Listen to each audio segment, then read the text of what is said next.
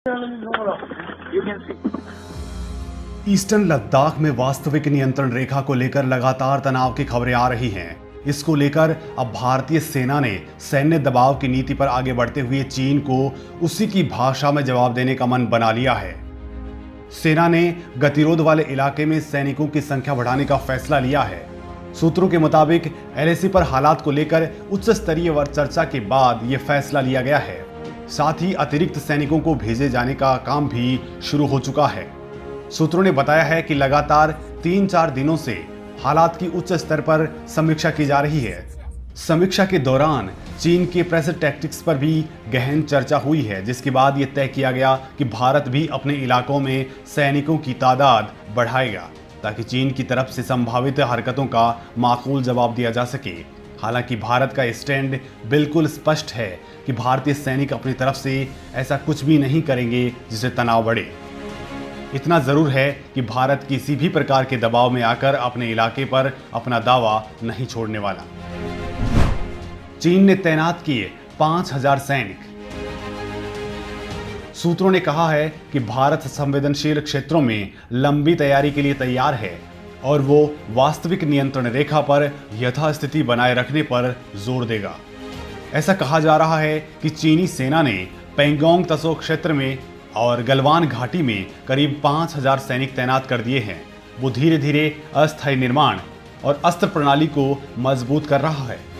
आधिकारिक सूत्रों ने बताया है कि उपग्रह से ली गई तस्वीरों से पता चला है कि चीन ने एलएसी पर अपनी तरफ रक्षा ढांचे को महत्वपूर्ण ढंग से मजबूत किया है और पेंगोंग क्षेत्र से करीब 120 किलोमीटर दूर एक सैन्य हवाई अड्डे पर निर्माण गतिविधियों को अंजाम दिया है।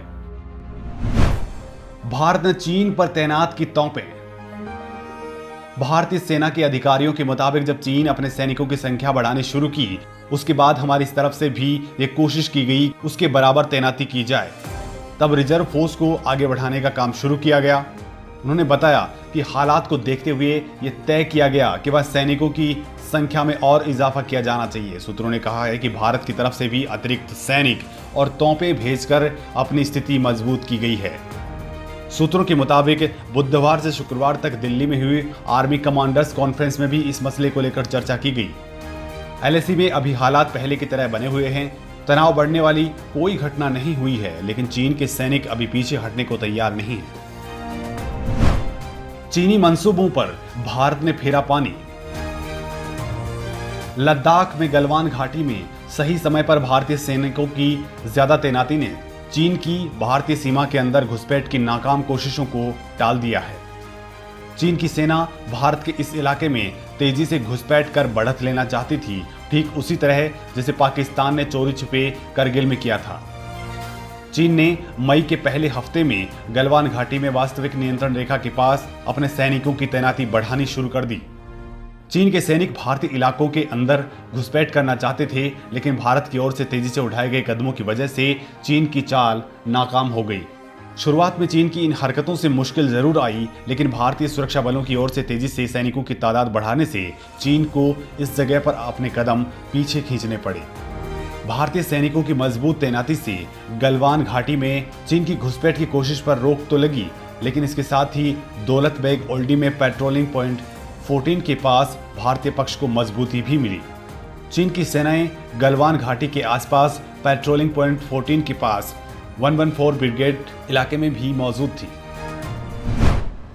समाधान होने तक डटे रहेंगे सैनिक। डिप्लोमेटिक लेवल पर बातचीत जारी है, लेकिन जब तक कोई हल नहीं निकलता है तब तक भारतीय सैनिक भी वहां मजबूती से डटे रहेंगे। पूर्वी लद्दाख के कम से कम 4 इलाकों में दोनों देशों के सैनिक 5 मई से ही एक दूसरे की आंखों में आंखें डालकर खड़े हैं। इसमें गलवान वैली और पेंगोंग लेक के आगे फिंगर एरिया में फिंगर 4 के पास का इलाका भी शामिल है।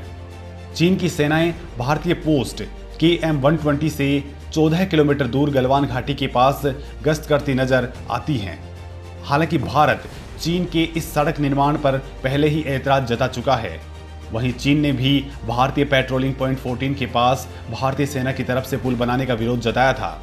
भारत ने KM-120 के पास पुल वाली जगह पर सैनिकों की 2 कंपनियां तैनात की हैं। इसके अलावा चीन दौलत बेग ओल्डी एरिया में भी 2-3 साल से भारत की तरफ से सड़क नेटवर्क तैयार किए जाने से भी सहमा हुआ है। भारत की तरफ से किए जा रहे निर्माण स्थलों के आसपास चीन अक्सर अपने सैन्य हेलीकॉप्टर भेजता रहा है। चीन की आपत्ति जताने के लिए ये हेलीकॉप्टर भारतीय सीमा में काफी कम ऊंचाई पर मंडराते हुए नजर आते हैं। चीन ने एलएसी में कई जगहों पर 5000 से ज्यादा सैनिकों की तैनाती की है। हालांकि चीन से तनाव को लेकर भारतीय विशेषज्ञों का कहना है कि भारत के सरजमी पर सड़क, पुल या हवाई बेस बनाने से कोई नहीं रोक सकता। संयम बरत रहा है भारत। आपको बता दें कि भारत लद्दाख में अभी तक संयम बरत रहा है। विदेश मंत्रालय के प्रवक्ता ने भी ऑनलाइन प्रेस ब्रीफिंग में कहा है कि भारतीय सैनिकों ने बॉर्डर मैनेजमेंट का बड़ी जिम्मेदारी के साथ सम्मान किया है। उन्होंने कहा कि भारतीय सैनिक मुद्दे को सुलझाने के लिए चीन के साथ हुए द्विपक्षीय समझौते के तहत निर्धारित प्रक्रियाओं का कठोरता से पालन कर रहे हैं। उन्होंने कहा कि भारतीय सशस्त्र बल सीमा प्रबंधन को लेकर राष्ट्राध्यक्षों के बीच बनी सहमति निर्धारित दिशा निर्देशों का बहुत बारीकी से पालन करते हैं। हालांकि उन्होंने फिर भी स्पष्ट किया है कि अनुशासन का प्रदर्शन करते हुए संप्रभुता की रक्षा से कोई समझौता नहीं किया जाएगा। प्रवक्ता ने कहा है, हम भारत की संप्रभुता अक्षुण्ण रखने के प्रति अपने संकल्प पर अडिग हैं।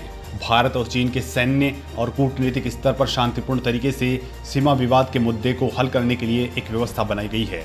वैसे भारत और चीन ने वास्तविक नियंत्रण रेखा पर बीते 2 दशक में 5 विशेष समझौतों पर हस्ताक्षर किए हैं।